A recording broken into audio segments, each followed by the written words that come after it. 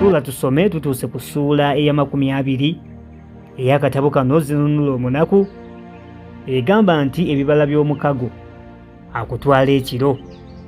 Edward Namutete Kawere ye muwandiisi ow'akatabo kano. Nze muzzukulu wa Mugema, munnakyala akwata ssente empya n'enkadde.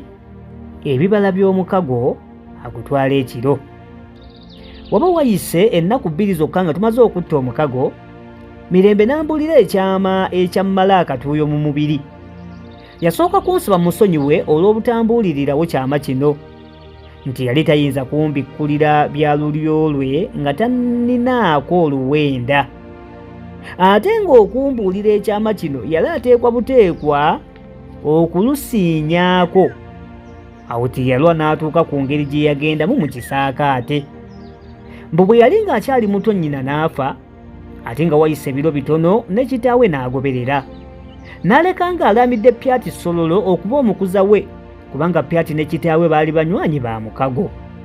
N'ayongera okumbuulira nga kitaawe bwe yamulekera obutitimbe bw'ebintu ebyakwasibwa omwami Pyati oyo omukuza we, nti kubanga kitaawe yatya okubikwasa baganda be ng'alowooza nti bagenda kubyekomya bamudoobye ennaku oluvannyuma. Nti nno ebimu ebyo nno ku bintu kitaawe yabifuna ng'omugabo ogw'omunyago lwe baatabaala bwe yakwasibwa ebintu bye. Kale ne yeeyongera nnyo obugagga n'amaanyi, nga leero buli kyayagala yalinga akyetuusaako. Nti era abaddu bangi n'abazaana abaali abakitaawe mu kisaakaate kya Pyati bakyalimu. Wano nno we yatuukira ku kigambo ekyankunkumula ng'ayogeza eddoboozi erijjudde okutya n'ennaku, n'agamba nti omwami oyo ayagala nfumbirwa omu ku batabani be. Nenjasoma mbeeko kye njogera n'ansirisa nti ogira nno ogumiikiriza mmaleyo bye nkubuulira. N'ayongerako nti yanjagaliza mutabani we adda ku muggulanda mbu bwe mba nfumbirwa, kubanga amanyi nti bwe nfumbirwa oyo kiba kisalidde mu ntamu, anti ebintu bye byonna nga byakufunda ku ye.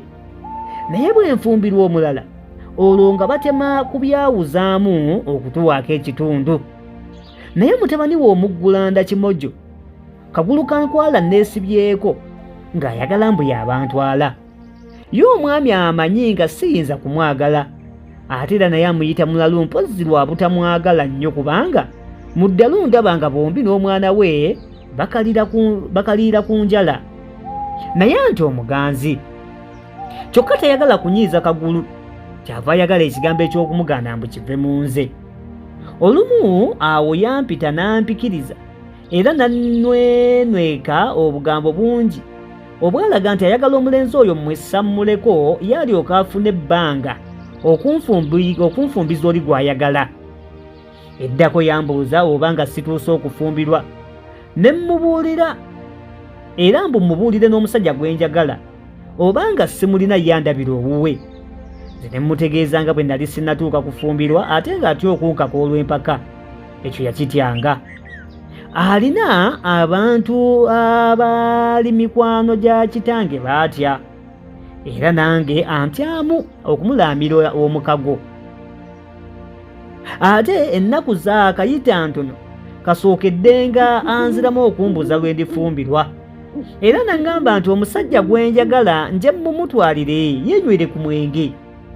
Bwe namuddamu nti simulina n'aŋŋamba nti mwana wange, omutwe guno ogulabye envi bwe zitandise okutobeka, manyi nnyo bingi by'otonsuubira kumanya, anti eriiso ly'omukulu era mu bukadde magezi.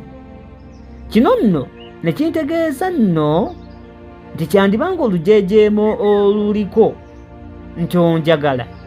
Kagulu kankwali yalumutuusaako dda, so nga ate era talema, anti omumwa ogugwe tegutuulira awo. Mirembe n'ayongera okunogaanya nti ekisinga okuntiisa kwe kulaba nga buli muvubuka gwe nsekera oba ntunuulira obulungi Tekwayita bbanga nga tannattibwa oba okubula n'abulirako ddala amagendere. Kunze nti lwaki tofumbirwa mwana wa mwami? Ko Mirembe nti mu mazima simwagala, naye nga bwe saagala kumazaawo baana b'abakazi, ndirwa ddaaki ne mpalirizibwa okumufumbirwa. Kunze nti ye abatta atya? Nanziramu nti abatta mu ngeri nnyingi, ate oluusi mu kyama ayinza okukuweerera abantu ne bakuteega ne bakutta, oba bayinza okukuwendulira ne bakutwala eyo mu bibira ne bakugaŋŋalamiza eyo. Emitego egyo gyonna bwe gikulemwa, alinayo gumu ogw'enkomerero n'antavuunukwa mulamu.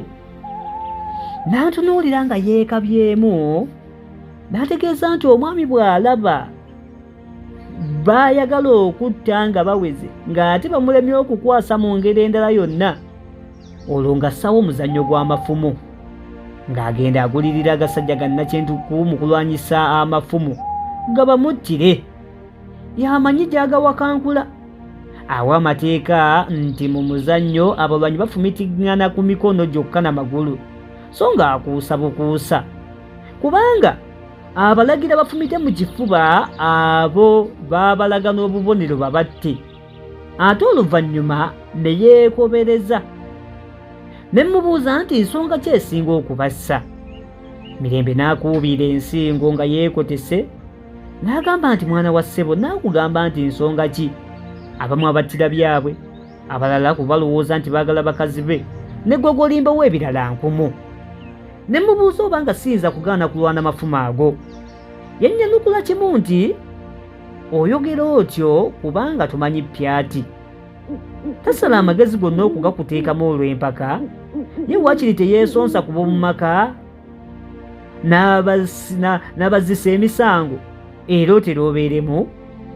N'ayongerako na kino nti naye batono baakyawa abaali baabudde omuzannyo ogwo, oba nga waali wabaddewo n'omu, kale nze simulabanga. Byali bigambo bya Mirembe. Nze kwe kumuzzaamu olusajjasajja nti nze bw'ali nnonda akunze kwagenda okusookera, nze ndiba ekijolooto. Nanziramu nti bwe gulituuka ng'oli mulamu. Awo nansemberera nga mmukutte ku bibegabega bye byombi, nandalamira. N'agamba nti nkulabidde abakulu abaafa, osana weekuume nnyo kubanga weetooloddwa akabi kanene, era kyandibadde na kirungi singa saakulaba. Ne tuyimirira bwe tutyo okumala akaseera nga tusirise, buli omu nga yeesooleza mu birowoozo bye. Era mu kaseera ako we nategeerera nga Mirembe mwagalira ddala, nga tetunnaba kwawukana yankuutira nga bwe tutasaanidde kulabagana lutata, era nga sisaanira kutuma muntu mulala yenna gy'ali okuggyako mmeeya eyali ng'omwana wa nnyabo ddala, nga nze nalita ye n'alitoola, era naye n'ansuubiza okuntumiranga omuntu omu yekka nga ye Najja. Esula weekomye. Bwe tunaddamu sisinkana tugenda kwegamba nti gy'otega amaggwa. Essuula eno ya 21. Basiibulidde wano kyonna ekikunyumidde oba kyoyagala okwogera, teeka mu komenti awo. Kyeyalingira banno tunyumirwe. Zinunula omunaku, Edward Namutete Kawiri ye yawandiika. Ssaabasajja Kabaka wa Buganda awangaale.